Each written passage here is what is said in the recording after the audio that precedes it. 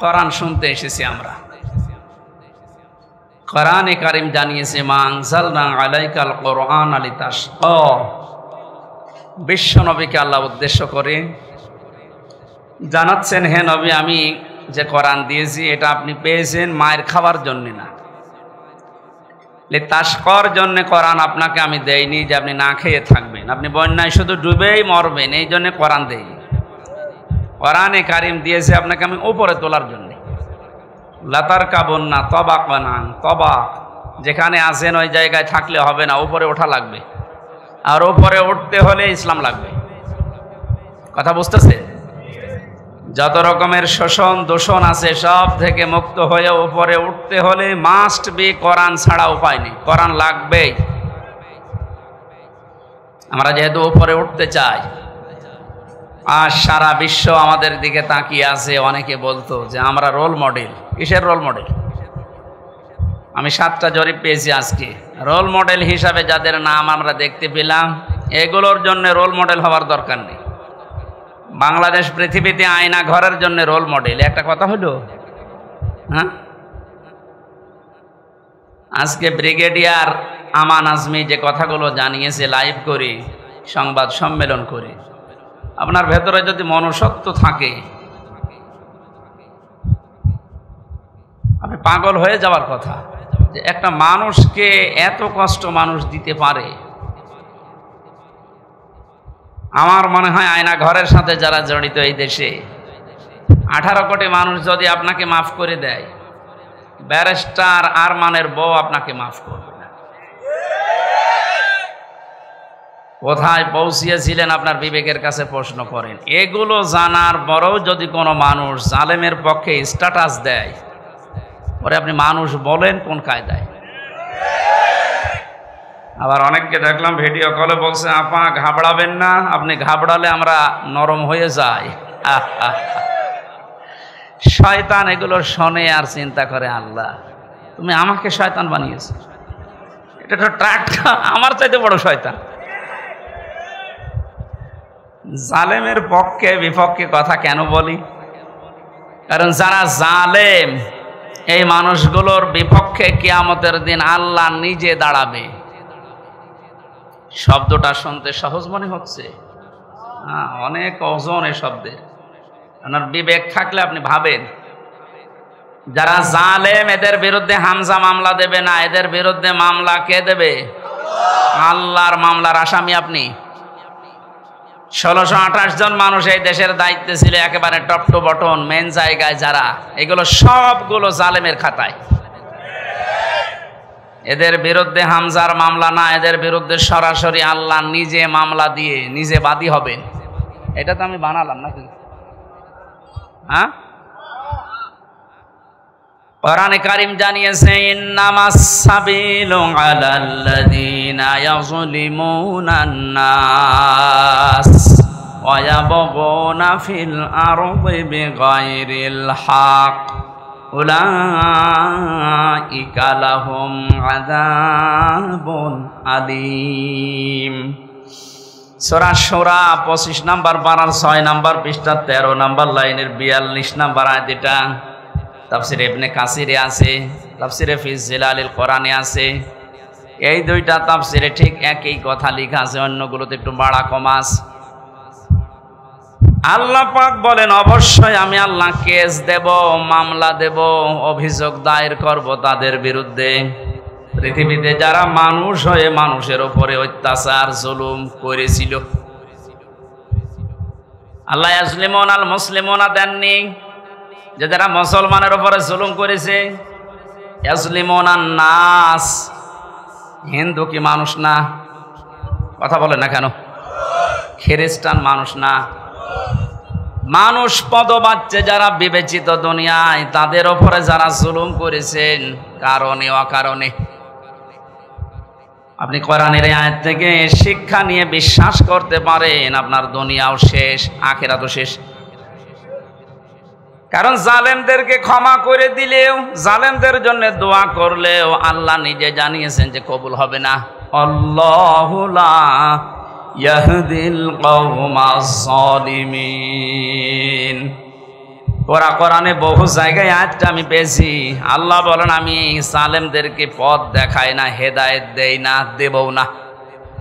ইয়াহাদি এটা মোজারে, বর্তমান, ভবিষ্যৎ, প্রেজেন্ট, ফিউচার, দুইটা কাল নিয়ে আল্লাহ শব্দটা গঠন করে জানাতে চেয়েছেন।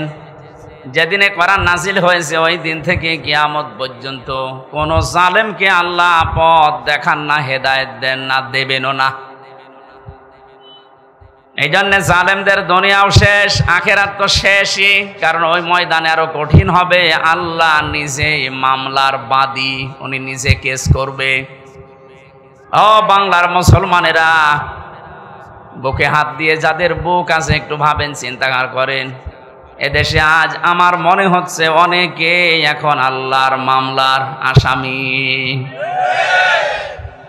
বাদী যত বড় হয় মামলা তত কঠিন হয়। কথা বলেন না কেন? আমি যে 3টা বছর ছিলাম মাটির নিচে জেলখানায়, সব মিলে আমার যদি কোনো সলিমদ্দি মামলা দিত 3 বছর না 3 দিন পরে বের হয়ে যেতাম। টাকা পয়সার জন্য নাকি লাগবে আপনারা শুধু বলতেন, কারণ আমি এমন জায়গায় ছিলাম ওখানে টাকার অভাব ছিল না। আকিস গ্রুপে বাংলাদেশে যদি 3 জন ধনী থাকে তার ভেতরে তারা একজন। যেহেতু কোনো সলিমদ্দি কলিমদ্দি দেয়নি, মামলা দিয়েছি সরাসরি রাষ্ট্র। এই জন্য বহুবার চেষ্টা চালিয়েছে মামলা জামিন করাতে। হাইকোর্টের বিচারপতি পর্যন্ত বলেছে আমার হাত বাঁধা, কিচ্ছু করার নেই। অথচ মামলাটা কি, আমার ওয়াজ শুনে নাকি একজন উদ্বুদ্ধ হয়ে কাঁচি নিয়ে গেছে সংঘাত ভাঙতে। জজ সাহেব পর্যন্ত গতকালকে আমার মামলা সব খারিজ করে দিয়েছে।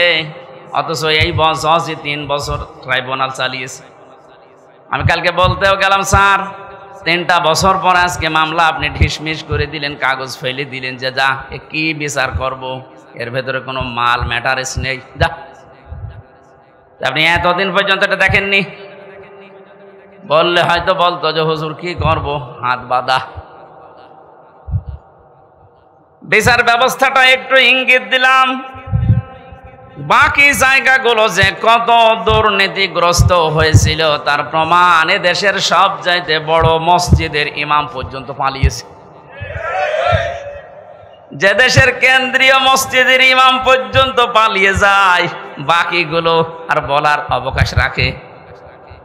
কোথায় পৌঁছিয়েছিল?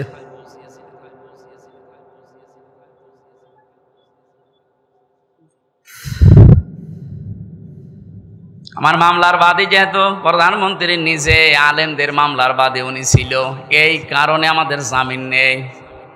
অপরাধ যাই করেন না কেন জামিন হবে না। অথচ এই মামলায় যদি রায়ও দিয়ে দিত সর্বোচ্চ 3 মাস আমি থাকতাম। 3 বছর কেটে গেছে, তারপরও নাকি স্বাদ মেটছে না। বলে এখনই ছেড়ে দেব? কি আইন দেখেন তো। আদালত দোষ চায়, আদালত দেখছে না, আমরা করব কি? আর গোপনে গোপনে বলে যে কি করব, এই কয়দিনে হুজুর ছেড়ে ছাড়া পেয়ে যাবে, আর কিছুদিন থাক। জালেমরা যখন ক্ষমতায় থাকে, চেয়ারে থাকে, মনে করে আল্লাহ মনে হয় দয়া করে মায়া করে ভালোবেসে আমাদের চেয়ারে বসিয়ে রেখেছে। ওয়ালা ইয়াহসাবান্নাল্লাযীনা কাফারু আন্নামা নুমলি লাহুম খায়রুল লিআনফুসিহিম ইন্নামা নুমলি লাহুম লিয়াজদাদু ইসমা ওয়ালাহুম আযাবুম মুহিন। সূরা আলে ইমরানে আছে, জালেমেরা ধারণা করে, মনে মনে করে আমাদেরকে আল্লাহ কল্যাণ করেন, ভালোবাসেন, মহব্বত করেন, এই জন্যই আমাদেরকে চেয়ারে বসিয়ে রেখেছে। আল্লাহ পাক বলেন না, ওদেরকে চেয়ারে বসিয়ে অপকর্মগুলো করার সুযোগ দিয়েছি যেন ওদের পাপ পরিপূর্ণ হয়ে যায়। বাস্তবতা এইটাই। 16 বছর বহু মহারথী চেষ্টা চালিয়েছে, কিছুই করতে পারে নাই। ছাত্রদের দ্বারা এটা হবে এদেশে কেউ কল্পনাও করে নাই। এগুলো শুধু ছাত্র না, আবাবিল পাখি যেমন আল্লাহ পাঠিয়েছিলেন, আমার মনে হয় এদের ভেতরে এরকম শক্তি আল্লাহ ভর করিয়ে দিয়েছে। লিয়াজদাদু ইসমা, কোরআন শরীফ 100 ভাগ সত্য। জালেমদের পাপ যখন পরিপূর্ণ হয়ে যায় তখন আল্লাহ পাক তার উপরে অ্যাকশন নেয়। অ্যাকশনটা কি? ওয়ালাহুম আযাবুম মুহিন, অপমানজনক শাস্তির ভেতরে একটার পরে একটা ফেলতেই থাকে। আপনি তাকান একটার দিকে একটা, দেখবেন একেবারে খাপের খাপ মিলে যাচ্ছে। এদেশে যদি কিচ্ছু না হয়, কালামানিকের যা হয়েছে, জীবন আমার ধন্য হয়ে গেছে। এত অপমান একজন বিচারপতি হতে পারে, অথচ ওই লোকটার রায়ের কারণে কোরআনের পাখি সাইদি সাহেবের যাবজ্জীবন জেল হয়েছিল। ওর মন ভরে নাই, ও লিখেছিল না আমি ফাঁসি দিতে পারলাম না, আমি দুঃখে। মহান আল্লাহ পাক প্রতিশোধ নিয়ে এমন জায়গায় তারে পৌঁছিয়েছে, আমার মনে হয় এই বাংলাদেশে এত নিচে কাউকে আল্লাহ নামায়নি। ওর বিসি পর্যন্ত উড়ে গেছে। এটা টকশো থেকে যেন ডাবিং করে বলছে, হ্যাঁ তারপরে আমার বিসিতে মারবে।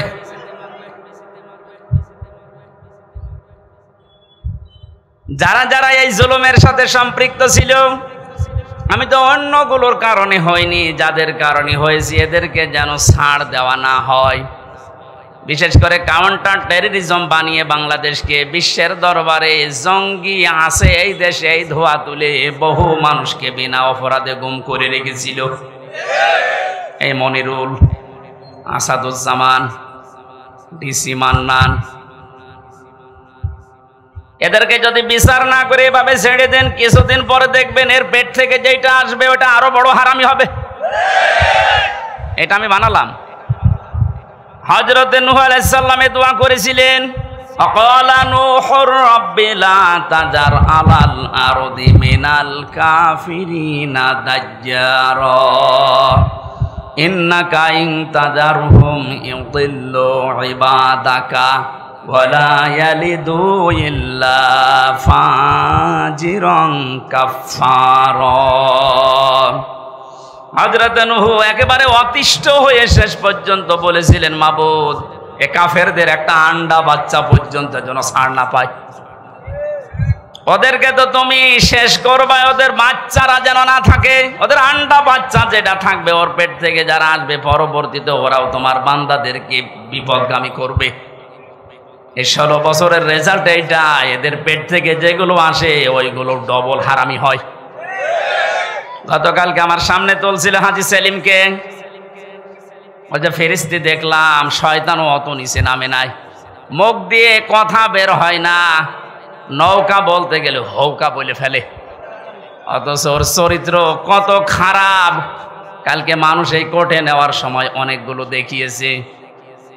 এ মুরব্বী মানুষ, শরীর চলে না, প্রতিবন্ধী শুনলাম, অবৈধ মেয়ে লোক ছাড়াও রাত কাটে না।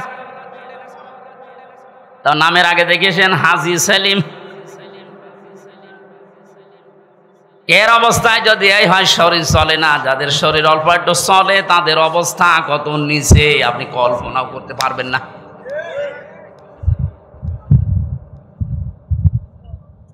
আমি যেটা বোঝানোর জন্য পর্যন্ত এসেছি, জালেমদের কোনো ছাড় আল্লাহ যখন দেয়নি, আমি অত দরদ দেখানোর দরকার নেই। কারণ জালেমদের দুনিয়াও শেষ, আখিরাতও শেষ। আপনার কি মনে হয় আল্লাহ যার নিজের মামলার বাদী, সে কার কাছে মুক্তি পাবে বলেন? আল্লাহ নিজে রায় দেবেন, নিজে বিচারপতি, নিজেই বাদী। ওর আর মাপ পাওয়ার, ক্ষমা পাওয়ার, ছাড় পাওয়ার কোন সম্ভাবনা আছে? জালেম যারা ছিলেন তাদের দোসর যারা দুনিয়া শেষ করে ফেলেছেন, আখিরাত তো শেষই।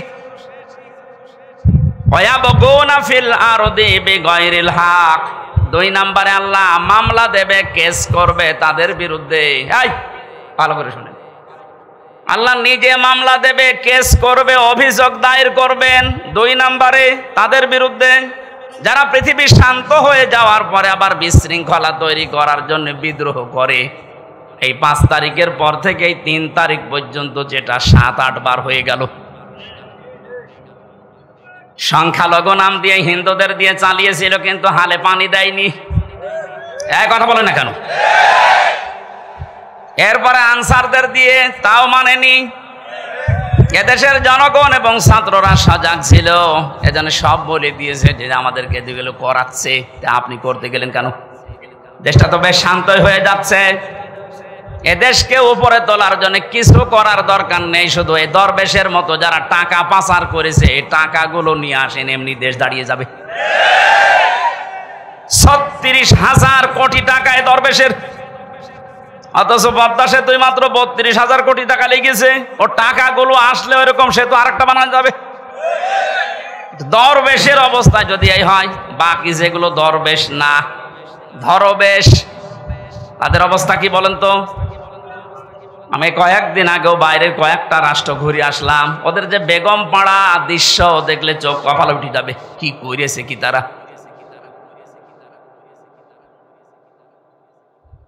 এই জন্য হাওয়া পাচ্ছেন আপনি আর লাফাচ্ছেন। আপনি যার বিরুদ্ধে বিদ্রোহ করছেন আমি তার পক্ষে না, কিন্তু আপনি জানেন বাস্তবতা কি। ইউনূসের বাবারও ক্ষমতা নেই জায়গায় টিকে থাকা, ওনার পেছনে যে দেওয়াল আছে আপনি জানেন।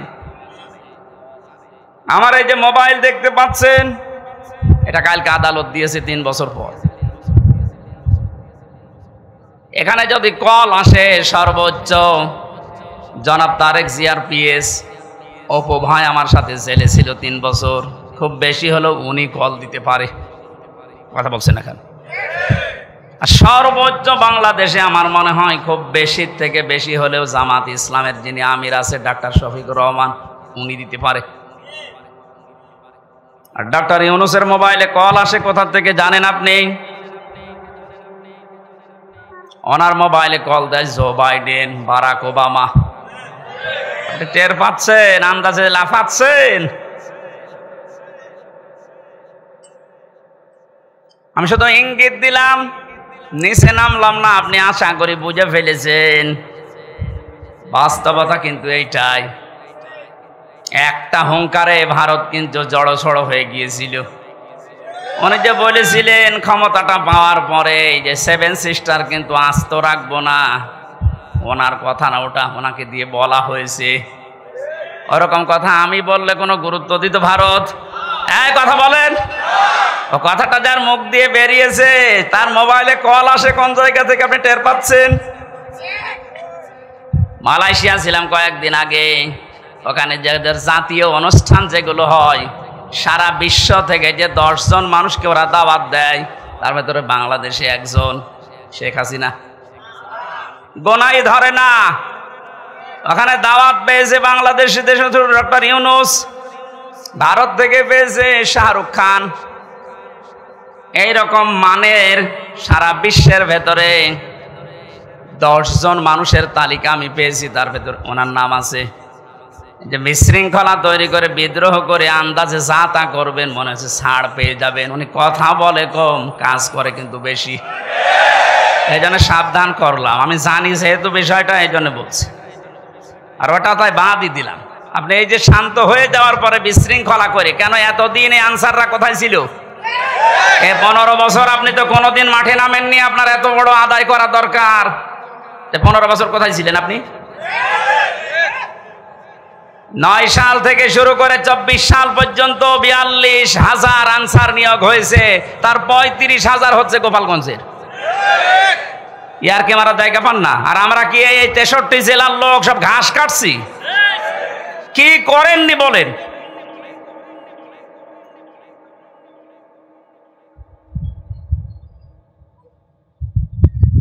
আমি বললাম না আল্লাহ এমনিতেই ধরেনি। পাপ যখন পরিপূর্ণ হয়ে গেছে আল্লাহ বলেন ইন্না বাতশা রাব্বিকা লাশাদীদ, আমার ধরা বড় শক্ত ধরা। আমি যদি সত্যিই কাউকে ধরি, ফেরাউনকে আল্লাহ স্বৈরাচারী হওয়ার কারণে ধরেছিল। ও কিন্তু শেষ পর্যন্ত বলেছিল আন্নাহু লা ইলাহা ইল্লাল্লাজি, ইল্লাল্লাহ বলতে পারে নাই। তাফসিরে মুফাসসির লিখেছেন কাবীরের ভেতরে আল্লামা ফখরুদ্দিন রাজি, তিনি বলেন ফেরাউন যখন লা ইলাহা ইল্লাল্লাহ বলতে পারে নাই, ইল্লাল্লাহি পর্যন্ত বলতেছিল, ফেরেশতা জিবরাইল এসে মুখে কাঁদা দিয়ে দিয়েছে। এখান থেকে একটা শিক্ষা আছে। মুফাসসির প্রায় 7টা শিক্ষা এখানে বের করেছেন, আমি একটা বলছি। যারা জেনে জেনে অপরাধ করে, ফেরাউন কিন্তু না জেনে দোষ করে নাই, অপরাধ করে নাই, ও জেনে বুঝে দোষ করেছিল। ও যে অত্যাচার করেছিল জনগণের উপরে, ও যে স্বৈরাচার হয়েছিল, জেনে বুঝে হয়েছিল। এই জন্য পাপ যখন পরিপূর্ণ হয়ে যায়, ওই সময় যদি মানুষ ভালো হতেও চায়, আল্লাহ তাকে আর নেয় না। যেন আপনাদেরও শিক্ষা নেওয়া লাগবে। পাপ যদি আমাদের পরিপূর্ণ হয়ে যায়, অনেকে মনে করে যা করে করে শেষে একবার হজ করে ভালো হয়ে যাব। আপনার হজ বরাতে থাকলে তো এমন ভাবে আল্লাহ ধরবেন, চোখের পলক পড়ানোর সময় দেবেন না। ওয়ালা তাহসাবান্নাল্লাহা গাফিলান আম্মা ইয়ামালুজ যালিমুন ইন্নামা ইউআখিরুহুম লিয়াউমিন তাশখাসু ফীহিল আবসার। সূরা ইব্রাহিমের 42 নম্বর আয়াতে আছে, আল্লাহ পাক বলেন, নবী আপনি কি মনে করেন যে জালেমদের সম্পর্কে আমি কোনো খোঁজ রাখি না? ভালো করে শোনেন, এ পৃথিবীতে সবচাইতে বেশি তীক্ষ্ণ নজর আমি আল্লাহর জালেমদের প্রতি। কাদের প্রতি? এই জন্য জালেম যেন হয়ে না যায়। ইত্তাকি দাওয়াতাল মাজলুম, নবীজি বারবার কথা জানিয়েছেন, উম্মতেরা আর যাই করো মজলুমের বরদোয়া থেকে নিজেকে বাঁচিয়ে রাখবা। ফাইন্নাহা লাইসা বাইনাহু ওয়া বাইনাল্লাহি হিজাব, কারণ মজলুমের বরদোয়ায় আর আল্লাহর ভেতরে কোনো হেজাব পর্দা থাকে না, সরাসরি কবুল হয়ে যায়। মাটির নিচে যখন আমার চোখ কালো কাপড় দিয়ে বেঁধে, হাত পেছনে হ্যান্ডকাপ দিয়ে বেঁধে রেখে, পায়ে ডান্ডা বেড়ি দিয়ে, মাথায় দড়ি দিয়ে 11 ঘন্টা টাঙিয়েছিল, এত অসহায় মনে হচ্ছিল মাটির ওই নিচের ঘরে। যেহেতু আসি নিজে মজলুম অবস্থায়, অসহায়, মন থেকে বলেছিলাম, আল্লাহ যা করছে আমি বিশ্বাস করি, নবীর কথা 100 ভাগ সত্য, তোমার কথাও 100 ভাগ। তুমি দয়া করে আমাকে কিছু দেখিও। আল্লাহ দেখিয়েছেন। যেই কয়জন অত্যাচার করেছিল, কালকেও এক মামলার আইবুকে কল দিয়েছিলাম, হাও মাও করে কাঁদছে, আর এখন আমার এই উল্টো করে স্যার বলছে। স্যার কি করা লাগবে? কি করা লাগবে মানে আমার বাবার কাছ থেকে যে 10 লাখ টাকা নিলে বললে আর মামলা দেব না, ওই টাকা ফেরত দাও।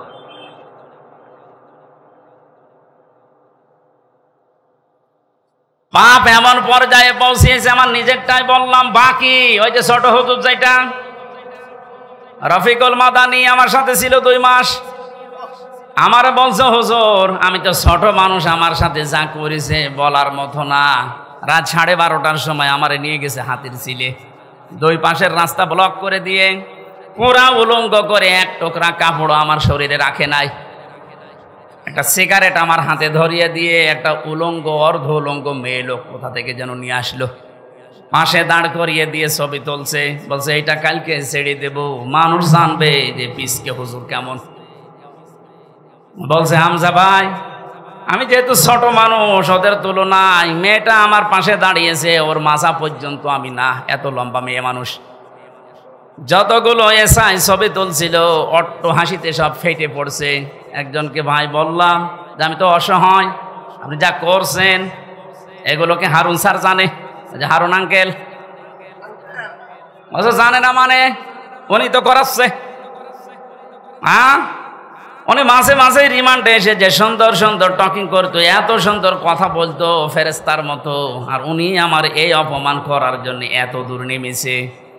অসহায় হয়ে চোখের পানি ফেলে বললাম, মাবুদ তুমি সত্য, আমি জানি যা করছে তুমি দেখতে পাচ্ছ, অন্তত দুনিয়ায় তুমি আমার চোখে দেখিও যে হারুনের কিছু হয়েছে। আল্লাহ দেখায়নি, আল্লাহ যে দেখিয়েছে 3 ইঞ্চি।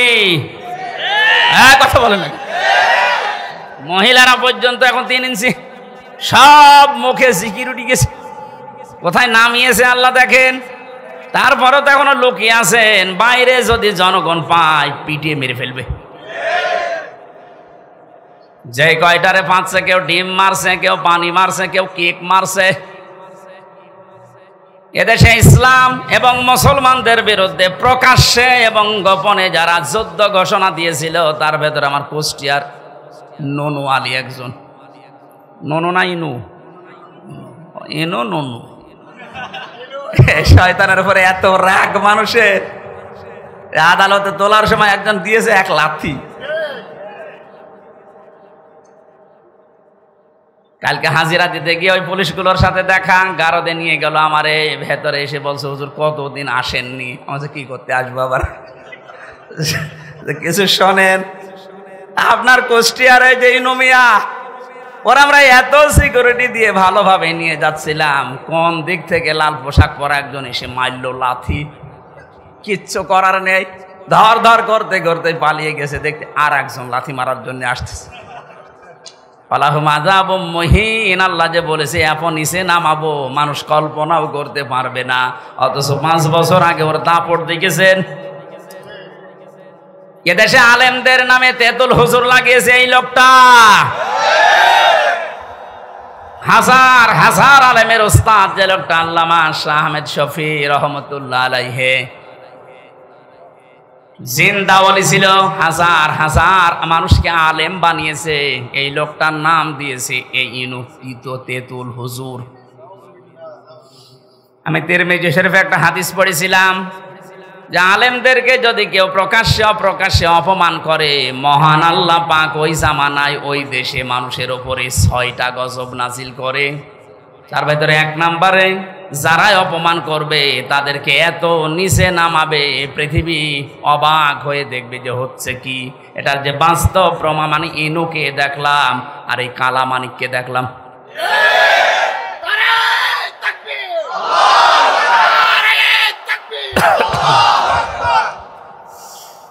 নরসিংদীবাসী, এবার আমি তাফসীরুল কোরআন মাহফিলে তাফসীর আকারে কথা বলার চেষ্টা চালাচ্ছি, ভালোভাবে শোনেন। আল্লাহ জালেমদেরকে হেদায়েত দেবেন না, জালেমদের বিরুদ্ধে নিজে মামলা দেবেন। এই জন্য ওদের কোনো পক্ষে কোনো কথা নেই, ওদের যা বললাম সব বিপক্ষে। আল্লাহ কোরআনে কারীম আমাদেরকে দিয়েছেন লিতাশকার জন্য না, দুঃখ পাওয়ার জন্য না, না খেয়ে থাকার জন্য না। বন্যা দিয়ে প্রতি বছর বছর আমাদেরকে মেরে ফেলবে আর আমরা শুধু সুবহানাল্লাহ পড়ে যাব, এই জন্য দেয়নি। আল্লাহ পাক বলেন কোরআন কেন দিয়েছি জানেন?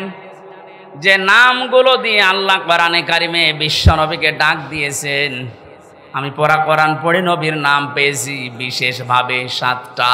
কয়টা?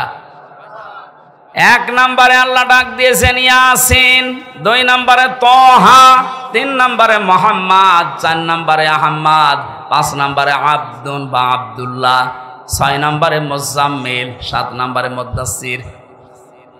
আপনি প্রতিটি শব্দের দিকে খেয়াল করে মিলান তো। প্রথম নাম আল্লাহ তাকে ডাক দিলেন ইয়াসিন। ইয়া হরফে নেদা, ইয়া মানে হে, সিন মানে সাজ্জেদ। তাফসিরে কাবীর আল্লামা ফখরউদ্দিন রাজি রহমতুল্লাহ আলাইহি এই সিন শব্দের ব্যাখ্যা করতে গিয়ে তিনি 5টা অর্থ বের করেছেন। আলেম যারা আছেন একটু খেয়াল করেন। 1 নম্বরে সিন মানে সাজ্জিদুল আলামিন, 2 নম্বরে সিন মানে সাজ্জিদুল বাশার, 3 নম্বরে সিন মানে সাজ্জিদুল কাউনাইন, 4 নম্বরে সিন মানে সাজ্জিদুল আম্বিয়া, 5 নম্বরে সিন মানে সাজ্জিদুল মুরসালিন। আমি কি কাহিনী শুরু করব? আমি তো কোরআনে কারিম দিয়ে ব্যাখ্যা করছি। আল্লাহ পাক বলেন যে 5টা নামে ডাক দিলাম। এ 5টি অর্থের ভেতরে মুফাসসিরিন ইকরাম প্রায় 27টা বিষয় তারা এখানে ব্যাখ্যা দিয়েছেন। 1 নম্বরে নবীকে সাজ্জিদুল আলামিন এ নামে ডাকার কারণ কি? আলম মানে এই পৃথিবী, জগৎ, আর আলামিন মানে জগৎ সমূহ। এ পৃথিবীর কোন মানুষ যদি এই ধারণা করে যে আমি এই পৃথিবীতে বাস করব না, আমি বাস করব মঙ্গল গ্রহে, চাঁদের দেশে, আল্লাহ পাকের নবীকে ওই জায়গাও বাস করলে আপনাকে আদর্শ নেতা মানা লাগবে। এই শব্দটা শোনার পরে কারো যদি মন খারাপ হয়, আমি এবার ব্যাখ্যা করছি। এতানাজ্জালুল আমরু বাইনাহুন্না, সূরা তালাকের ভেতরে আছে প্রত্যেকটি জগতে আল্লাহর বিধিবিধান নাজিল হচ্ছে। যেখানে যেরকম সৃষ্টি আছে ওই সৃষ্টির জন্য আল্লাহর বিধান ওই রকম। এই পৃথিবীতে যেহেতু আমরা মানুষ, আমাদের জন্য জীবন চালাতে যা লাগে আল্লাহ এইরকম বিধিবিধান দিয়েছেন এই কোরআনে। কথা বুঝতেছেন? কিন্তু বিশ্ব নবীর ক্ষেত্রে সাজ্জেদুল আলামিন দিয়ে জানিয়েছেন শুধুমাত্র এ দুনিয়া না, শুধুমাত্র মঙ্গল গ্রহ না, শুধুমাত্র চাঁদের দেশ না, যত জগৎ আল্লাহ বানিয়েছেন যেখানে আপনি বসবাস করেন না কেন ওখানে নবী বাদ দিয়ে অন্য কাউকে আপনি মানতে পারবেন না। শব্দটা শুনতে যত ছোট মনে হচ্ছে বিষয়টা অত ছোট না। আজ এই কথাটা উল্টিয়ে ডাইভার্ট করার জন্য মানুষ বলে হুজুর এটা রাজনীতি। কিসের রাজনীতি? এই বিষয়টা যদি কালো ক্লিয়ার না থাকে, এই কোন দিকে তাকিয়ে আছে, এটা যদি কারো ক্লিয়ার না হয় সে মরণের পরে ধরা খাবে। আল আদাবুল মুফরাদের 6 নম্বর হাদিসের ভেতরে 3 নম্বর পয়েন্ট আছে। এটা পৃথিবীতে যে মানুষগুলোর আদর্শ নেতা মুহাম্মদুর রাসূলুল্লাহ ছিল না, ওই লোকটা বিনা হিসাবে বিনা বিচারে জাহান্নামে যাবে। এটা তো আমি বানালাম নাকি? হ্যাঁ, মরণের পরে এটা তো আপনারা মানেন যে 3টা প্রশ্ন করা হবে, মার রব্বুকা মা দীনুকা মান হাজার রাজুল। এই কথা বলছেন না কেন? যে লোকটা বলবে রব্বি আল্লাহ, আমার রব আল্লাহ, দীনুন আল ইসলাম, আমার জীবন ব্যবস্থা ইসলাম, যখন এই নবীকে সামনে নিয়ে বলা হবে মান হাজার রাজুল, তখন কি বলবেন? আপনি যদি বলতে পারেন হাজা নাবিয়ুনা মুহাম্মাদুর রাসূলুল্লাহ, এটা বলতে হলে অবশ্যই তার আদর্শ দুনিয়ায় আপনাকে মানায় লাগবে, মাস্ট বি। কথা বলেন না কেন? আমি সহ এখানে যারা বসে আছে ছোট বড় অধিকাংশ মানুষ আমরা জানি ইয়াসিন এই সূরা পড়লে 10 খতম কোরআন শরীফ পড়ার সওয়াব হয়। এটা জানেন না? মাস্ট বি সওয়াব হবে, কিন্তু এর ভেতরে 83টা শিক্ষা আছে। এগুলো যদি আপনার প্র্যাকটিক্যাল লাইফে থাকে তখন সওয়াব পাবেন। আপনি মন মতো পড়ে গেলেন, একটাও ভেতরে নেই, উল্টা আরো গোনা পাবেন। কারণ যে ব্যক্তি এলেম অনুযায়ী আমল করে না ওই লোকটা শিরিক করে। এই কথা বলছেন এখানে। যে লোকটা তার এলেম অনুযায়ী জ্ঞান অনুযায়ী কাজ করে না সে কি করে? শিরিক। বলেন বলেন। আর শিরিক করলে তার জন্য জান্নাত হারাম। আপনি একটা কথা যদি ভুল প্রমাণ করতে পারেন, আমি আর কথা বলবো না, কিন্তু কথা যদি বিশ্বাস হয় তাহলে মেনে নেওয়া লাগবে। আজকে থেকে সিদ্ধান্ত নিয়ে বাড়ি যান, যতদিন বেঁচে আছি মুহাম্মদুর রাসূলুল্লাহ বাদ দিয়ে অন্য কাউকে আমি আদর্শ মানি না, মানবো না। একমত আছেন কারা দেখি? লিল্লাহ। এই আন্দাজে হাত তুলে কিন্তু ধরা খাবেন। এটা কিন্তু বাস্তবে নিয়ে যাওয়া লাগবে। রবি বাদ দিয়ে আমি কাউকে নেতা মানি না। এবার হাত তুলেন।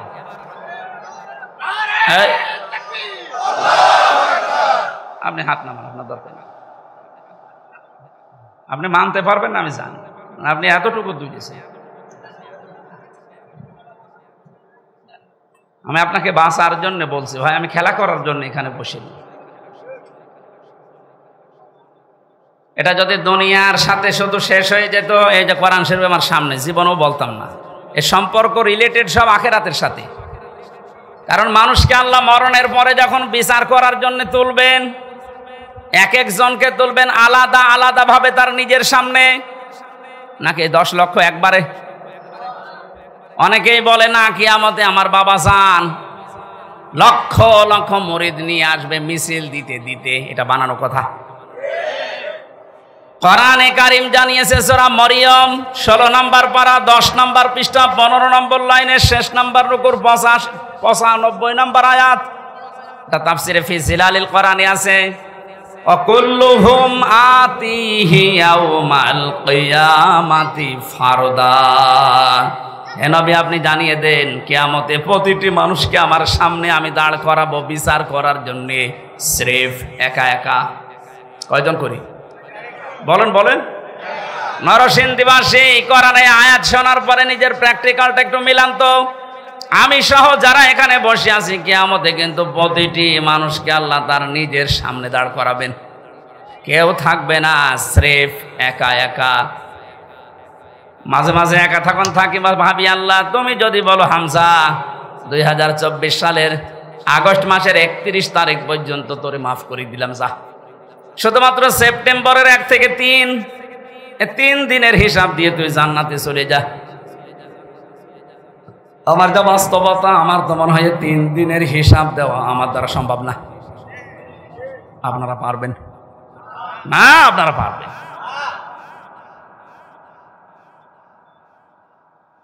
বিচারের যে সিস্টেমগুলো, ধাপগুলো আমি কোরআনে পেয়েছি। আল্লাহর বিচারে কোনো অবিচার বলতে কিছু নেই, এটা মানেন তো? আল্লাহর বিচারে কোনো অবিচার বলেন বলেন আল্লাহর বিচারে ন্যায় বিচার যদি উনি করেন, কেউ জান্নাত পাবে না। হ্যাঁ, আল্লাহ যদি ন্যায় বিচারও কারো সাথে করে, জান্নাতে যাওয়া সম্ভব না, কারণ 1 গ্লাস পানির হিসাবও দিতে পারবেন না। আল্লাহর কাছে মাপ পাওয়ার জন্যে, বাঁচার জন্যে একটা উপায় আছে, উনি যদি দয়া করে ক্ষমা করে দেয়। এজন্য কাবা শরীফ যখন তাওয়াফ করছিলাম, 6ষ্ঠ চক্কর একটা দোয়া আমার মনে এসেছে, আল্লাহুম্মা ইন্না আলাইয়া হুকুকান ফিমা বাইনি ওয়া বাইনিকা। আল্লাহর কাছে বলা হচ্ছে, রব্বুল আলামিন, কাবা আমার সামনে, আমি তোমার গোলাম, তুমি আমার মালিক।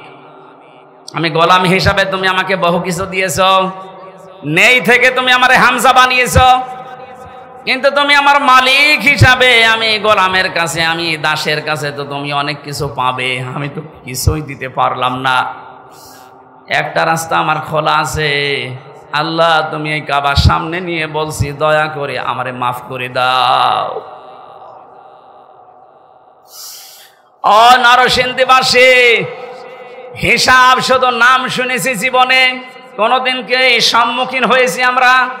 এটা যে কত বড় কঠিন, যারা এই চিন্তায় থাকতো তাদের জীবনই আল্লাহ পাল্টিয়ে দিয়েছে। খলিফাতুল মুসলিমিন হযরত ওমর রাদিয়াল্লাহু তাআলা আনহু তার সন্তানটাকে মাদ্রাসায় দিয়ে আসলেন, আব্দুল্লাহ। ওখানে প্রধান বিচারপতি হযরতে আলীর সন্তান হোসাইনও পড়ে, বারবার কলম ফেলে দিচ্ছে, ডাক দিয়ে বলে, আব্দুল্লাহ তুলে দাও, তুলে দাও, তুলে দাও। 3 বার বলার পর ওনার কাছে রাগ হয়ে বলে, হোসাইন তুমি বারবার কলম ফেলে দাও, আমারে তুলতে বলো, আমি কি তোমার খাদেম, চাকর নাকি? হযরত হোসাইন মুশফসকে বলেই ফেলেছেন যে তুমি শুধু চাকর না, তুমি চাকরের বাচ্চা, চাকর। ছোট মানুষ তো বোঝে নাই কথার অর্থ। একবারে বাড়িতে গেছে, তার বাবা কিন্তু দেশের প্রেসিডেন্ট, ডাক দিয়ে বলছে, আব্বা আমি আর মাদ্রাসায় যাব না। কেন? হোসাইন আমারে গালি দিয়েছে, শুধু আমাকে না তোমাকেও ছোট করেছে। চাকরের বাচ্চা, চাকর বলেছে, এতগুলো মানুষের সামনে তুমি বিচার করো নাই, মাদ্রাসায় পড়া আমি যাব না। ঠিক আছে, এখন না, জমার দিন বিচার করব। জমার দিন যখন হাজারো মানুষ সামনে বক্তব্য দেওয়ার সময় তিনি বললেন, সাহাবীরা আমি একটা বিচার করব, হোসাইন এখানে আসো, হ্যাঁ সামনে আসো। ডাক দিয়ে বললেন, তুমি আমার সন্তানটাকে চাকরের বাচ্চা, চাকর বলে গালি দিয়েছো, খাদেমের বাচ্চা বলে। হযরত হোসাইন বললেন, হ্যাঁ। কেন বললে? হযরত হোসাইন বলে, খলিফা বুকে হাত দিয়ে বলেন তো, আপনি কি আমার নানার খাদেম ছিলেন না?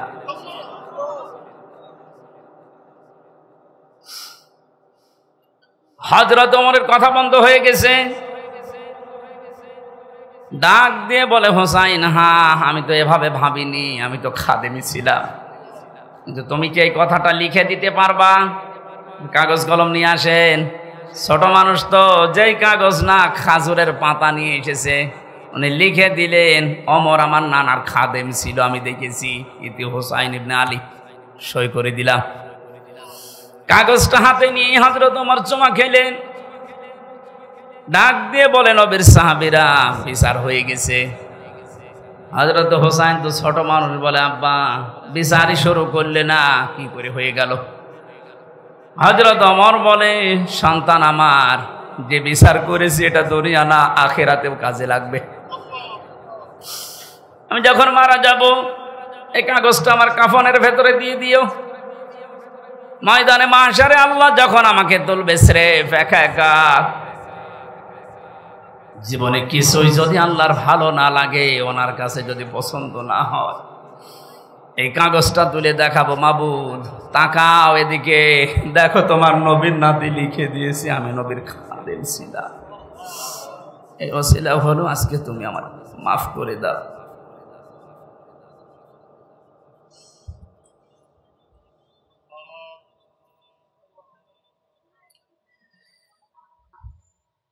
শুধু শুনেছি কিয়ামত, এটা বাস্তবতা এখন অনুধাবন করেননি।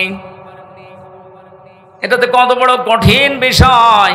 বিশ্ব নবী নিজে প্রতিদিন 100 বার করে বলতেন, আল্লাহ তুমি আর যাই করো আমার হিসাবটা তুমি সহজ করে দিও। আকাশের তারকা দেখতে পান, নবীজি জানিয়েছেন কেউ যদি আকাশের তারকা গণনা করে একদিন হয়তো শেষ করে ফেলবে।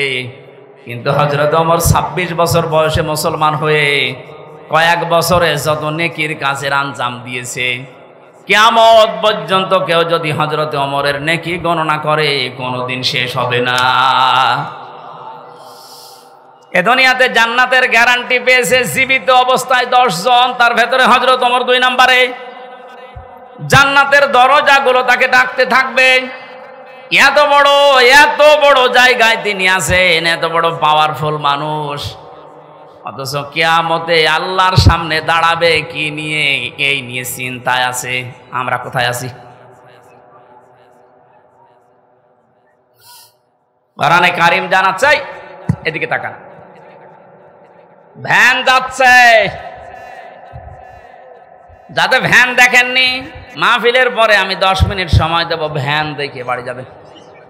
কি বলবো তো, আমি একটা গুরুত্বপূর্ণ বিষয় আপনাকে আমি আহ্বান জানাচ্ছি, আর আপনি ওইদিকে ভ্যান দেখতে তাকিয়ে আছেন। আমার তো মনে হয় এই রাস্তা দিয়ে যদি এখন পরিমণি হেঁটে যায় যে সব দৌড় দেবে। কোরআন জানাচ্ছে সূরা মারিজ, ওয়ালা ইয়াসআলু হামিমুন হামিমা ইউবাসসারুনহুম ইয়াওয়াদ্দুল মুজরিমু লাউ ইয়াফতাদি মিন আযাবি ইয়াউমিযিম বিবানি। আল্লাহ পাক বলেন, ওই কিয়ামতে যখন আমি কঠিন জালজালা অবস্থা পয়দা করব, দৃশ্য দেখে সন্তান লজ্জায় স্থান লাগবে না, পেট ফেটে বের হয়ে পড়ে যাবে। পাগলের মতো মানুষ ছোটাছুটি করতে থাকবে, বন্ধুর পরিচয় না দিয়ে পালাবে, অথচ একজন আর একজনের সাথে দেখা হবে তাও পরিচয় দেবে না। মানুষ নিজেকে বাঁচাতে এত ব্যতিব্যস্ত হয়ে পড়বে, শেষ পর্যন্ত নিজের আদরের সন্তানকে মুক্তিপণ হিসাবে দিতে চাইবে। বাংলার মুসলমানেরা, এটা যে বাস্তবতা কত কঠিন। আমি যখন জেলখানায় বসে বসে আয়াতগুলো পড়েছি যে বিবানী, সন্তানকে মানুষ নাকি মুক্তিপণ দিতে চাইবে, আমি নিজের সাথে মিলিয়ে দেখলাম না এই আয়াতটা মিলছে না আমার সাথে। তখন আমার মেয়েটা 1 বছর বয়স ছিল, এখন ওর 4 বছর, ফারিহা জান্নাত। মাঝে মাঝে ওর কথা কল্পনায় নিয়ে এসে ভাবতাম, আল্লাহ ওর প্রতি তুমি আমার ভালোবাসা মহব্বত এত বেশি পয়দা করে দিয়েছো। আল্লাহ রসুলের পরে পৃথিবীতে এখনো পর্যন্ত আমার এই ছোট মেয়েটা আমার কাছে আদরের। অথচ আল্লাহ বলছে কিয়ামতে ফারিহাকেও, হামজা আমাকে বলবে আল্লাহ দিয়ে দিলাম, আমাকে বাঁচাও, এটা বলবে।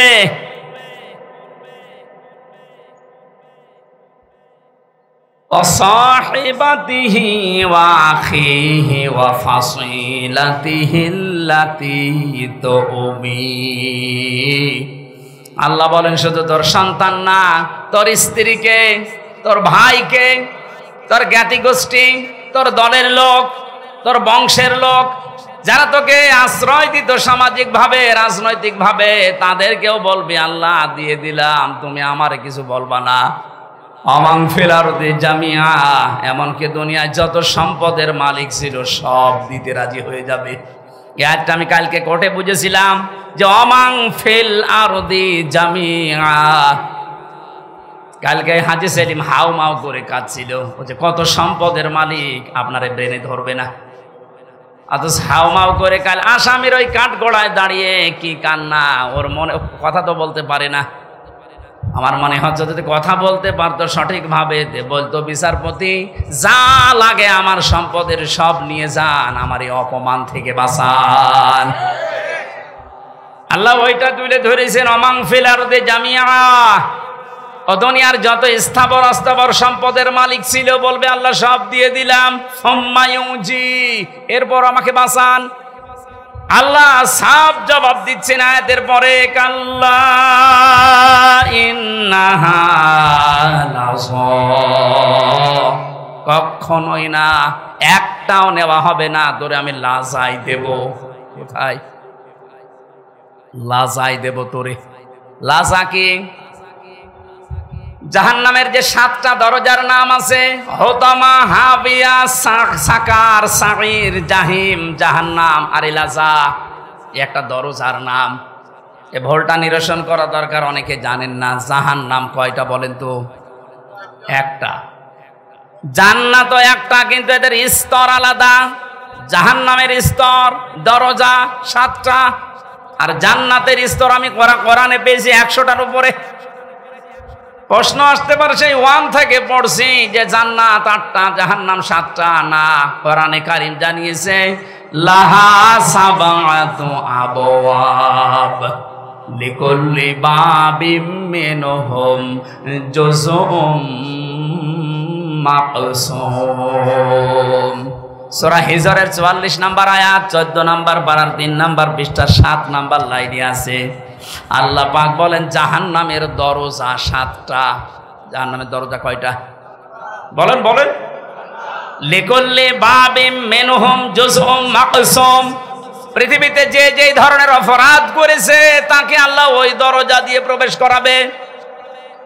আদালত তো আমি দেখলাম কালকে একটা, কিন্তু যেই যেই ধরনের আসামি তাকে ওই আদালতে নিয়ে বিচার করা হয়। স্কুল আমরা দেখি, একটা স্কুল 10টা ক্লাসরুম, 1 থেকে 10 পর্যন্ত পড়ানো হয়। যে যেই ক্লাসে পড়ে ওই দরজা তার জন্য নির্ধারিত আছে না নেই?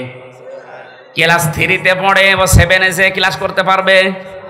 দুনিয়াতে আপনি যেই ধরনের অপরাধ করবেন আল্লাহ কিয়ামতে ওই ধরনের দরজা দিয়ে জাহান্নামে আপনাকে প্রবেশ করাবে।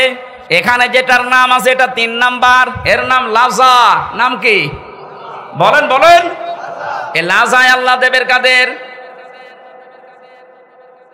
এখানে 3টা গুণের নাম আছে, একটু মিলান তো নিজেদের সাথে। আমাদের ভেতরে যদি এই গুণগুলো থাকে আমরা কিন্তু অলরেডি জাহান্নামে লাজা যে দরজা এর উপযুক্ত হয়ে আছি। 1 নম্বরে আল্লাহ পাক বলেন নাযাআতাল লিশাওয়া। এটা এক কঠিন ভয়ঙ্কর জায়গায় লাজাটা, ওর ভেতরে প্রবেশ করলে আগে চামড়া খসে যাবে। শুনতে যত সহজ মনে হইল, বাস্তবতা কি অত সহজ? পৃথিবীতে এমন কোন ঘর আছে যে ঘরে ঢুকলে চামড়া উঠে যায় না? মাটির নিচে যেই কয়দিনই ছিলাম ওরা প্রতিদিন মাঝে মাঝে আসতো আমারে, বলতো হুজুর আমরা এই যে এইগুলো দিয়ে নখ তুলি আর এগুলো দিয়ে চোখ তুলি, রিমান্ডের যে শাস্তি দেওয়ার জিনিস আছে আমার দেখাইতো, আমি যেন ওদের ওই ভয়তে সব বলে দেই। ওরা যেগুলো মিথ্যা আমারে বলতে বলতো না এগুলো এত মিথ্যা আমি বলতে পারবো না। যে বিষয়গুলো দেখিয়েছে যতক্ষণ পর্যন্ত শরীরে টাচ না করেছে একটা জিনিস আমার শরীর থেকে খসে নাই। আল্লাহ বলেন এমন লাজায় আমি দেব, প্রবেশ করতে দেরি সঙ্গে সঙ্গে তো চামড়া সব খুলে যাবে। কাকে ডাকবে এই লাজায় জানো? তাদউ মান আদবার ওয়া তাওয়াল্লা। যে মানুষগুলো এই পৃথিবীর ময়দানে সত্যের দিকে আহ্বান করার পরও অ্যাবাউট টার্ন করে পেছন ফিরে মুখ ফিরিয়ে চলে গেছে, এ বাংলাদেশে এই চরিত্রের মানুষ বেশি।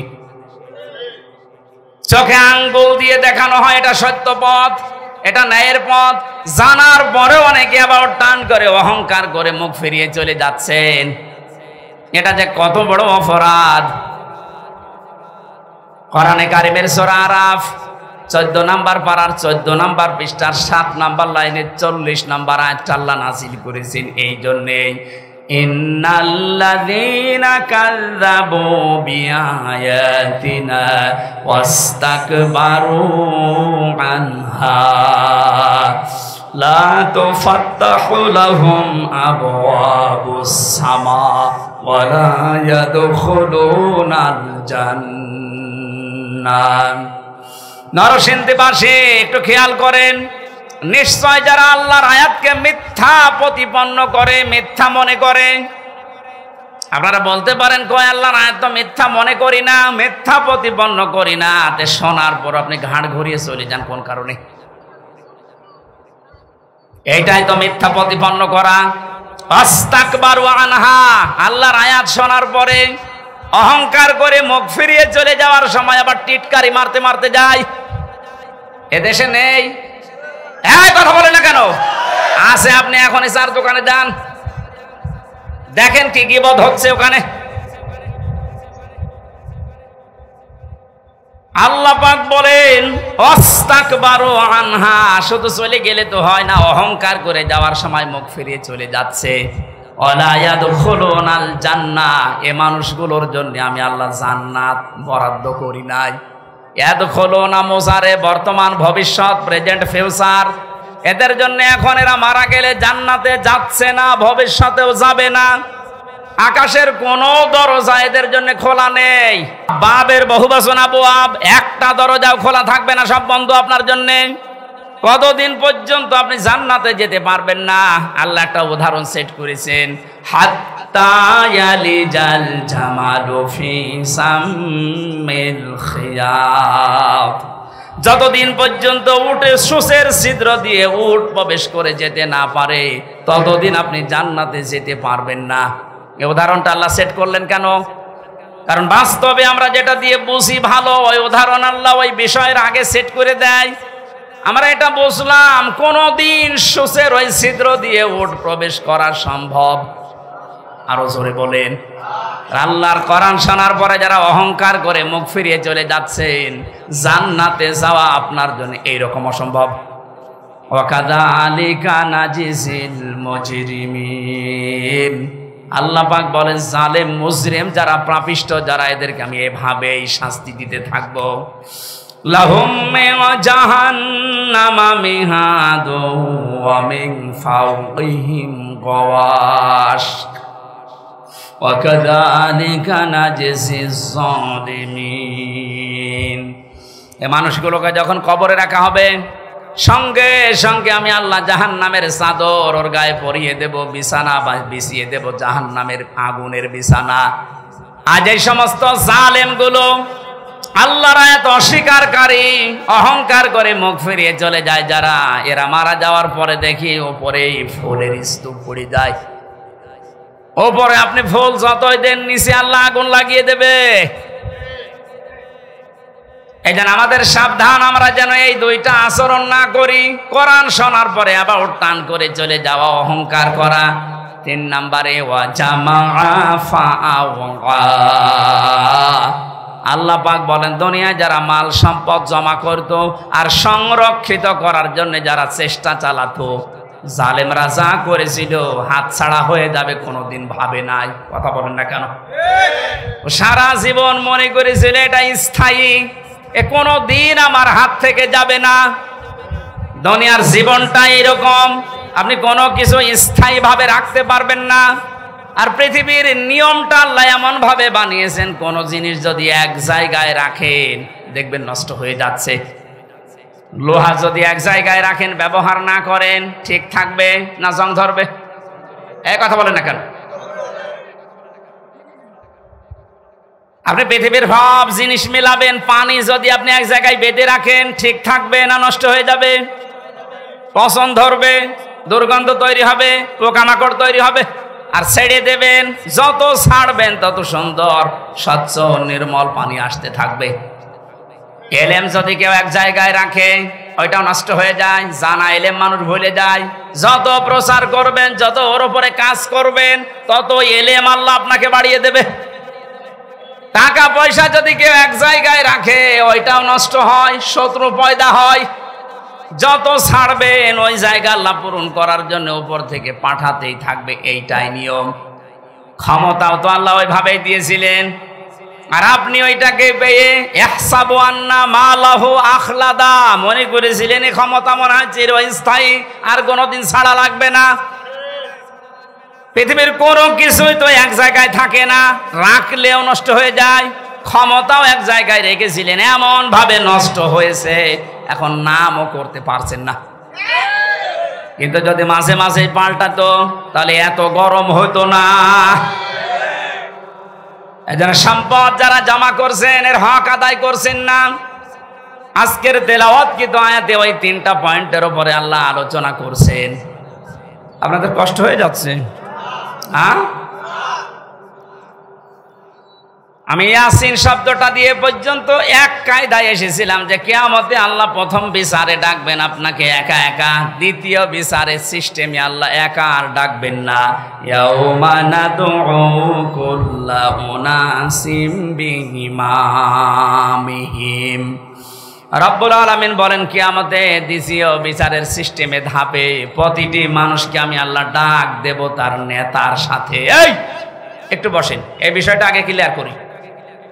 কিয়ামতের প্রথম বিচারে আল্লাহ ডাকছেন আপনাকে একা ধাপে ধাপে, দ্বিতীয় ধাপে আপনাকে আর একা ডাকবে না, এবার ডাকবে আপনার নেতার সাথে। কার সাথে বলেন বলেন? আগে নেতা, এরপরে কর্মী। এ তথ্যটা সূরা বনী ইসরাইলের ৭২ নম্বর আয়াতের প্রথম অংশে আছে। প্রথমে আপনাকে আল্লাহ ডাকবে না, এবার ডাক দেবে আপনার নেতাকে, এরপরে আপনাকে। অবিবেকবান মানুষেরা নিজের কাছে এবার প্রশ্ন করেন তো, আপনি যারা আদর্শ মেনে চলেন, যাকে নেতা বলে মানেন, ওকে যদি আল্লাহ কিয়ামতে আগে ডাকে এরপরে আপনাকে, আপনার কি মনে হয় যে আল্লাহ ওর সিরত ওর চরিত্র ওইটা দেখে আপনাকে মাফ করে দেবে? হ্যাঁ, এখনই বলছেন না, আপনি তো ধরা খাবেন।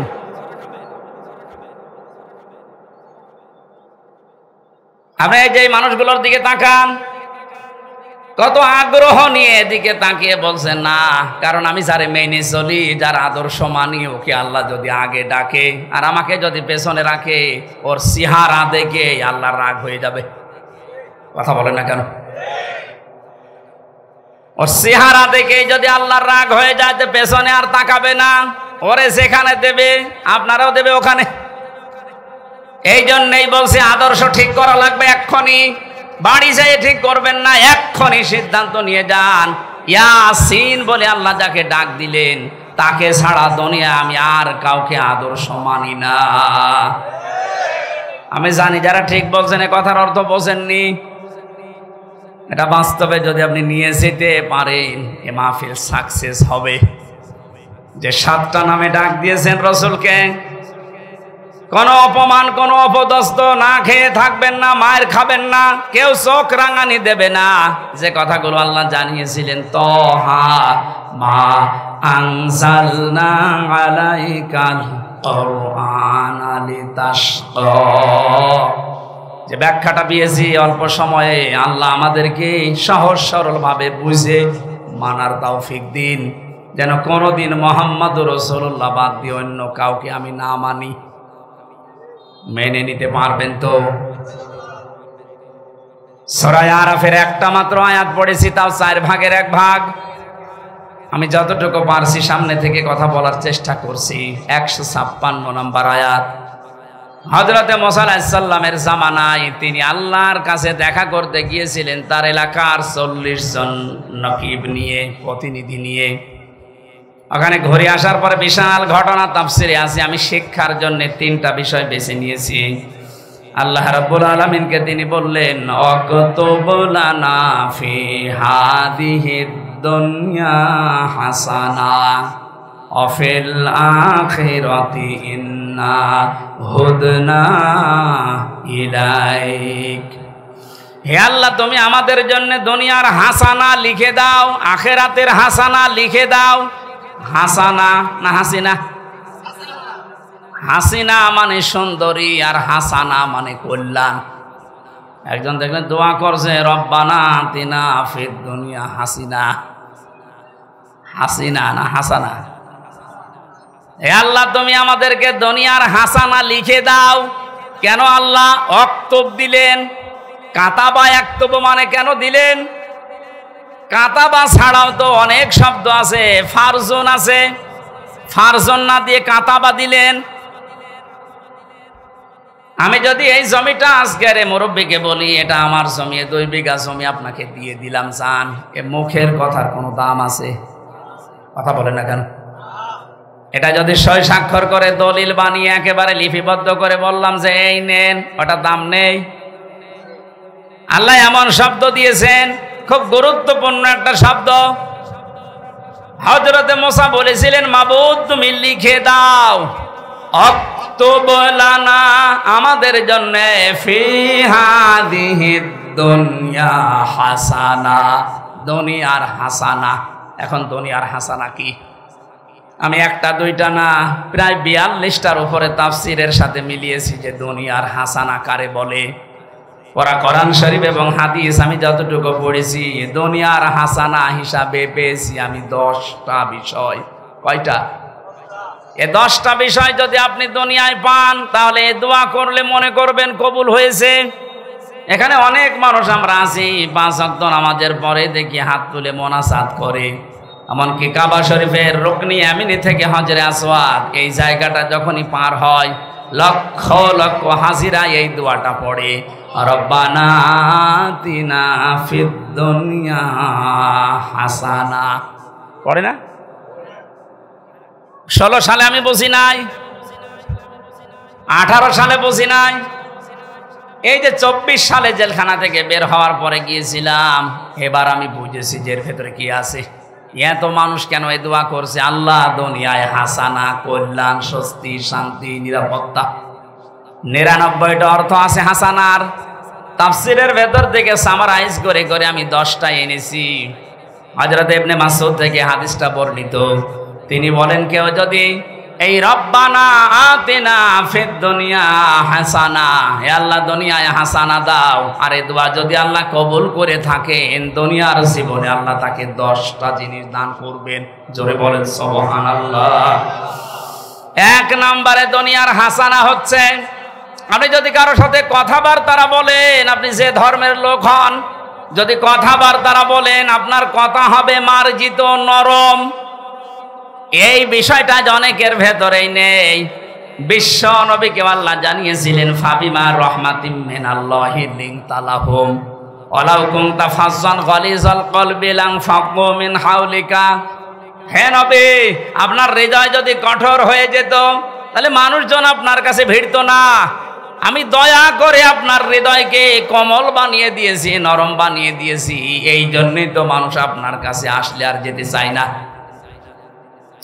বাস্তবতা, বহু মানুষকে উপরে উপরে আমরা দেখতে পাচ্ছি, কত বড় বড় জায়গায় বসে আছে, কিন্তু হাসানা পায়নি। তাদের আচরণ, তাদের কথাবার্তা, তাদের ব্যবহার, তাদের অ্যাক্টিভিটিস গুলো দেখলে শয়তান পর্যন্ত হাসে। যে যত বড় চেয়ারে থাকবে, তার আচরণ, তার কথাবার্তা, তার অ্যাক্টিভিটিস গুলো তত নরম হওয়া লাগবে, তাহলে এই দোয়া তার জন্য কবুল হবে। কত অফিসে দেখতে পাই আমরা, কর্মচারী যারা আছে, সহকারী যারা আছে, 8 ঘন্টা ডিউটি, 10 ঘন্টা পার হয়ে যাচ্ছে, বাড়ি যাওয়ার কথা মনে হয় না। অথচ এমনও অফিসার আছে 8 ঘন্টা ডিউটি, এই কর্মচারীরা মনে হয় যে জাহান্নামে আছে। এক কথা বলছেন এখানে। এই যে দোকানদার, এ দোকানে কর্মচারী আছে, 8 ঘন্টা ওর ডিউটি, মালিক এমন ভাবে গালিগালাজ করে, ব্যবহার করে, ও মনে মনে ভাবে আল্লাহ 8টা ঘন্টা পার হবে কখন। আমি আমারও মানুষ পেয়েছি, ঝিনাইদহ জেলার ডিসি পেয়েছিলাম, এসপি পেয়েছিলাম, টিওনও পেয়েছিলাম। ব্যবহার এত সুন্দর, এত মার্জিত, ওর কাছে 8টা ঘন্টা মানুষের কেটে যাওয়ার পরে বের হয়ে বলো, হুজুর স্যারের ব্যবহার এত সুন্দর, 8 ঘন্টা কখন কেটে যায় টের তো পাই না। মনে হয় 10-12 ঘন্টা ডিউটি করলে আমাদের ভেতরে কোনো ক্লান্তি আসে না। জেলখানায় আমরা যারা ছিলাম 3টা বছরের মাঝে, জামাতে ইসলামী বাংলাদেশের শ্রদ্ধাভাজন আমির ডাক্তার শফিকুর রহমান, এই লোকটাকে বাইরে থেকে যে যাই মনে করো, অনেকে মনে করে বাংলা শিক্ষিত মানুষে কি আর কি, আপনি মিশেছেন কোনো দিন? আমি প্রথমে তার সাথে ছিলাম 4 দিন। মানুষ যে এত নরম হতে পারে, অথচ উনি তো আমার মতো হামসা না। সারা দেশের জামাতে ইসলামের মতো এত বড় সংগঠনের আমির, তার যে ব্যবহার, তার কমল সে এত হৃদয়, এত নরম। আমি হাত তুলে বসে আছি, আমার কোনো কান্নার ভাব নেই, অথচ লোকটা হাত তুলতে দেরি হতো, চোখে পানি আসতে দেরি হতো না। মানুষের ব্যবহার এত নরম হতে পারে, মাঝে মাঝে মনে করতাম আল্লাহ জান্নাতি মানুষ যদি আমার মনে হয় কাউকে দেখতে, এই লোকটার দিকে তাকালে আমার মনে হয় এটা জান্নাতি মানুষ। আমি কোরআনের হাফেজ, আমি তাহাজ্জুদের 12 রাকাতে মাত্র 1.5 ঘন্টা 2 ঘন্টায় আমার শেষ হয়ে যেত। অথচ একটা জেনারেল শিক্ষিত একটা ডাক্তার সারা দিন উনি কোর্ট কাছারি করে এসে হাজিরা দিতে হতো। সেই কেন্দ্রীয় কারাগার থেকে কাশিমপুর থেকে আসতো সদরঘাটে। সারা দিন এই গাড়ি ওর ভেতরে থাকলে এমনি মানুষ সিদ্ধ হয়ে যায়। সিট হচ্ছে টিনের সিট, আর যেভাবে ধাক্কা লাগে 4-5 ঘন্টা যাওয়া আসা করতে প্রায় 6-7 ঘন্টা সময় চলে যায়। শরীর তো ক্লান্ত হয়ে বসলেই ঘুম লেগে যাওয়ার কথা। আমার মতো যুবক মানুষ কোর্টে হাজিরা দিতে গেলেই পড়ে যেতাম। আর এই রকম ধরনের 70 বছর, প্রায় ওনার বয়স 65 থেকে 70 বছর, এ মুরব্বী মানুষটা এত কষ্ট স্বীকার করে এসে, তাও আমার তো 2টা মামলা, আর ওনার মামলা কত উনি নিজেও জানে না। এতগুলো মামলা মাথার উপরে নিয়ে হাজিরা দিয়ে, ওনার ছেলে জেলে, বউ অসুস্থ হয়ে হাসপাতালে, ওনার নিজের দলের লোকগুলো সব পালিয়ে বেড়াচ্ছে, কেউ জেলখানায় ভর্তি হয়ে আছে। এরকম কঠিন পরিস্থিতিতে কোনো আলোর সন্ধান নেই। সপ্তাহে 4-5 দিন করে এত দূর থেকে হাজিরা দিয়ে এসে রাতের বেলা 8টা 9টা 10টার সময় যখন ঢুকতো, বললাম তার খাবার খাবেন না? তো খাবার ভাত খাইতো না, তরকারি ওই সবজি, তাও জেলখানার যে সবজি। খাবার পরে কিছুক্ষণ জিকির করা, দরুদ শরীফ পড়ে 2-1 ঘন্টা ঘুমানোর পরে তাহাজ্জুদের নামাজে দাঁড়িয়ে যতটুকু মুখস্থ আছে পড়তো। আর এই যে সেজদা, আমার 12 রাকাত নামাজ শেষ হয়ে যাচ্ছে, ওনার এক সেজদায় 1.5 ঘন্টা 2 ঘন্টা কেটে যাচ্ছে। মানুষের ভেতরে ইখলাস না আসলে, তার ভেতরে ভালোবাসা মানুষের এমনি জন্ম নেয়।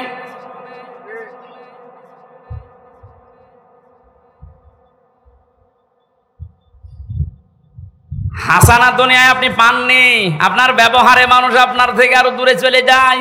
কোরআনে কারীম জানাচ্ছে, ওয়াকুলু লিন-নাসি হুসনা। হে নবী, মানুষের সাথে যখন কথা বলবেন হাসি মুখে কথা বলবেন, তাহলে একটা সাদগা দেওয়ার সওয়াব হবে।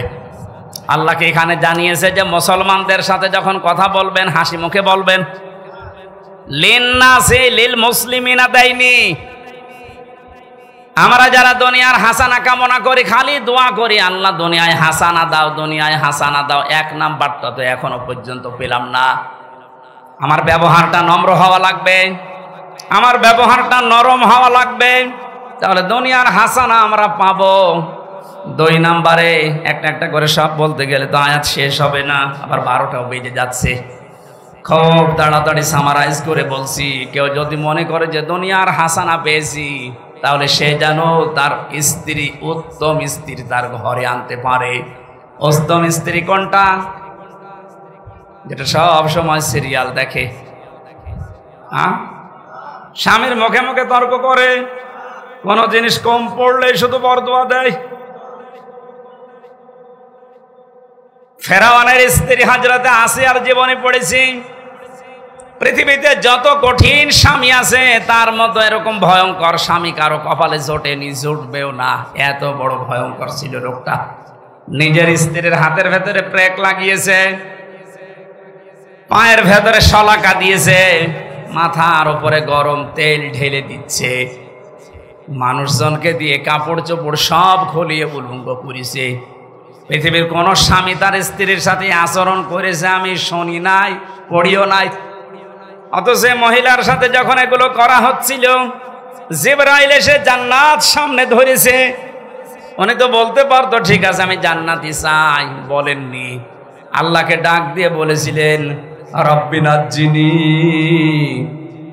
হে আল্লাহ তুমি আমাকে বাঁচাও, আমার এই স্বামী এবং স্বামী যাদেরকে দিয়ে আমার উপরে অত্যাচার করাচ্ছে তাদের কবল থেকে তুমি আমাকে বাঁচাও, কিন্তু তুমি রাগ করে আমার স্বামীর ওপরে গজব দিও না।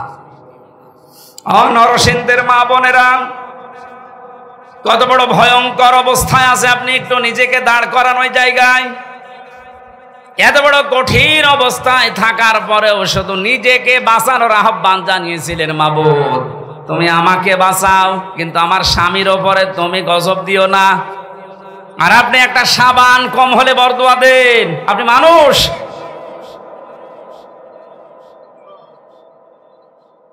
একটা হাদিস মনে পড়ছে, মেয়েদের জন্য বলছি, আল্লাহর নবী জানিয়েছেন 6 প্রকার মানুষকে আল্লাহ বিনা হিসাবে বিনা বিচারে জাহান্নামে দিয়ে দেবে। আমি একটা বলেছি এর ভেতরে, এ পৃথিবীতে যাদের আদর্শ বিশ্ব নবী ছিল না। 2 নম্বরে, যেই মহিলাগুলো নিজের স্বামীর সাথে সংসার করতে রাজি না, ওনারা খালি বারবার সংসার ভাঙতে চায়, তালাক নিতে চায়। একটু কোনো জিনিস কম পড়লে শুধু খোঁটা দেয়। 3 নম্বরে, যেই মহিলাগুলো এই পৃথিবীতে জেনে হোক না জেনে হোক কিছু কিছু হলেই খালি আন্দাজে মানুষের উপর অপবাদ দেয়, এটা বাংলাদেশে এখন বেশি। 4 নম্বরে যারা অভিশাপ দেয়, এটাও মেয়েদের ভেতরে বেশি। এক কথা বলছেন না কেন? 5 নম্বরে যারা ঝগড়া বাঁধলে সে গালি দেয়, এটা মনে হয় এলাকায় নেই। আমি সেই দিন কোন জেলা থেকে যেন আসছিলাম, খুলনা থেকে। আসার সময় এক বরফ বিক্রেতা, ওই যে আইসক্রিম বিক্রি করে, ওই লোকটা এক বাড়ির পাশে দাঁড়িয়ে 2 মহিলা গালি গালাজ করছিল, সে জনমের গালি, ওইটা আবার ভিডিও করে তুলিয়েছে, তুইলে মাইকে বাজাচ্ছে। আমি গাড়ি দাঁড় করিয়ে বললাম, দাঁড়ান, কি বাজান? বলছে, হুজুর এক মহিলার ঝগড়া, এমন কোনো গালি নেই, আর মনে হচ্ছে 1 মিনিটে 40টা গালি দিচ্ছে। মেয়েরা যারা এসেছেন, যত রাগ হোক গালি নিয়ে আসবেন না মুখে, কারণ মুনাফিক যারা, তাদের 4টা চরিত্র: কথা বললে মিথ্যা বলে, ওয়াদা করলে খেলাফ করে, আমানত রাখলে খেয়ে ফেলে, আর ঝগড়া হলেই গালি দেয়। এলাকায় গালি দেন কার? হাত তোলেন তো। এই ওয়াজ মনে হয় এই এলাকায় করা ঠিক না, কারণ এই এলাকায় গালি নেই। এরপরে যাদের হৃদয় কঠিন হয়ে যায়, ওই যে নরম হৃদয়ের মালিক তো হাসানা পায়, আর যারা হৃদয় আবু সেহেলের মতো কঠিন হয়ে যায়, আমার মাঝে মাঝে এই পয়েন্টটা নিয়ে মনে হয়, আল্লাহ যারা আয়না ঘর বানিয়েছে দুনিয়ায়, তাদের হৃদয় তুমি কি দিয়ে বানিয়েছো? একটা লোককে আপনি 1-2 ঘন্টা 5 ঘন্টায় 1 দিন 2 দিন রেখেও তো ছেড়ে দিতে পারতেন। 8 বছর 10 বছর রেখে দিয়েছে, দুনিয়ার মানুষ জানেও না যে বেঁচে আছে, মরে গেছে। তাও যদি ওখানে জামাই আদরে রাখতো, তাও তো হইতো।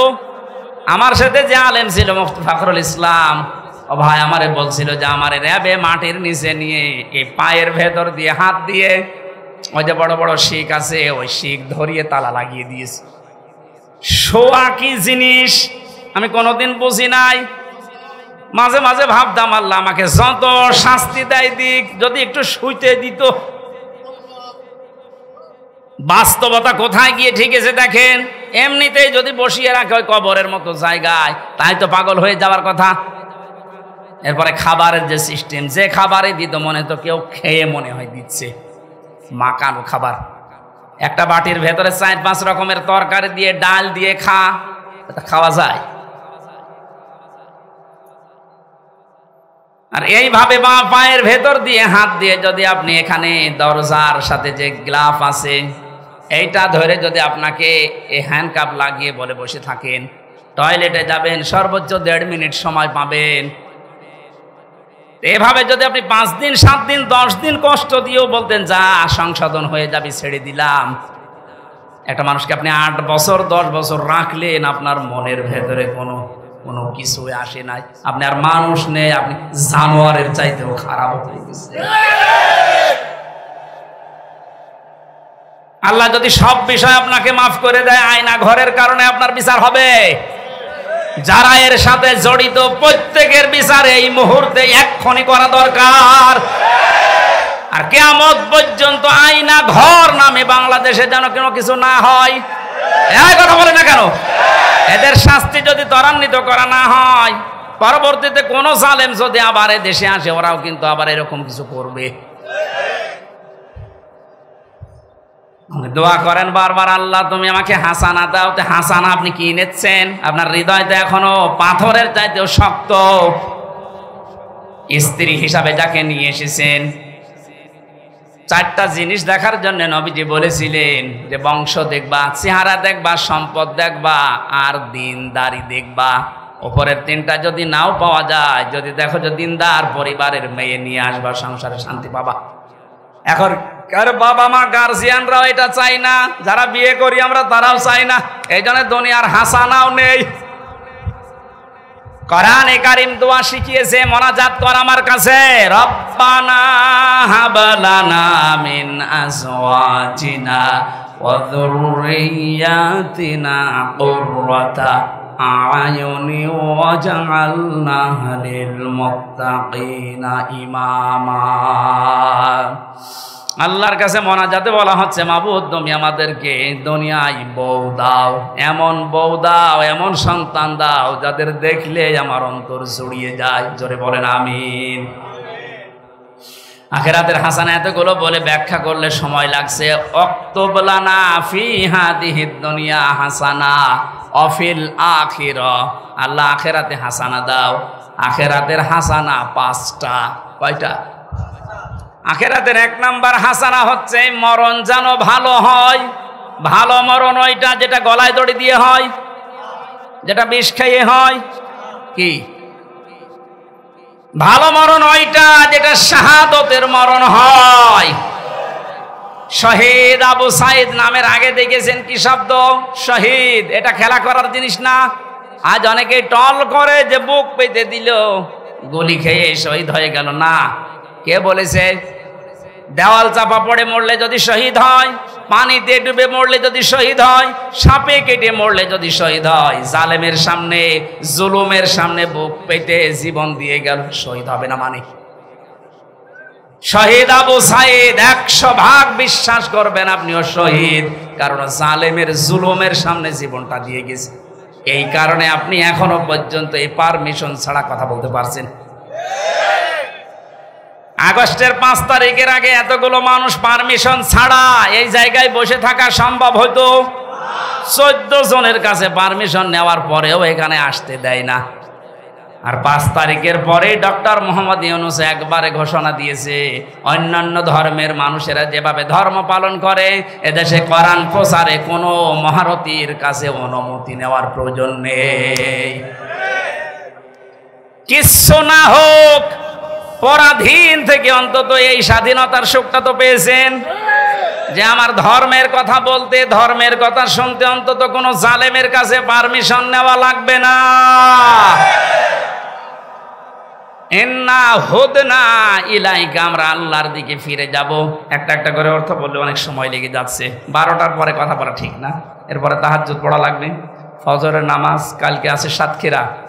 আমি আজকের মতো আয়াত শেষ না করে, শেষ হচ্ছে না, শেষ হতে অনেক সময় লাগবে, আমি শেষ করে দিচ্ছি। আপনারা আগে আগে তুলবেন, এলাকায় কোনো জায়গায় নিয়ে আসলে এশার পরে তুলে দেবেন, রাত 10টা 10:30টায় যেন শেষ হয়ে যায়। মালয়েশিয়াতে মিজানুর রহমান আজহারি ভাই আমারে মালবার বলছিল, হামজার শরীরকে ঠিক রাখা লাগবে, সর্বোচ্চ 1-1.5 ঘন্টার বেশি কথা বলা যাবে না, রাত 9:30 থেকে 10টায় যেন অনুষ্ঠান শেষ হয়ে যায়। আল্লামা সাইদি সাহেবের মতো আমরা এই সিস্টেমটা চালু করতে চাই, আপনারা সাহায্য করবেন। আগামীতে নিয়ে আসলে এশার পরে সর্বোচ্চ তুলে দেবেন, অত বক্তা রাখার দরকার নেই, যদি রাখেনি ওদেরকে দিয়ে করাবেন। এই জন্য আশা করছে আগামী থেকে আয়াতটা শেষ করার জন্য তাফসীর আকারে কথা বলতে গেলে একটু সময় লাগে। আগামীতে কোনো জায়গায় আসলে আমার এই ব্যবস্থা করবেন। আল্লাহুম্মা আমিন।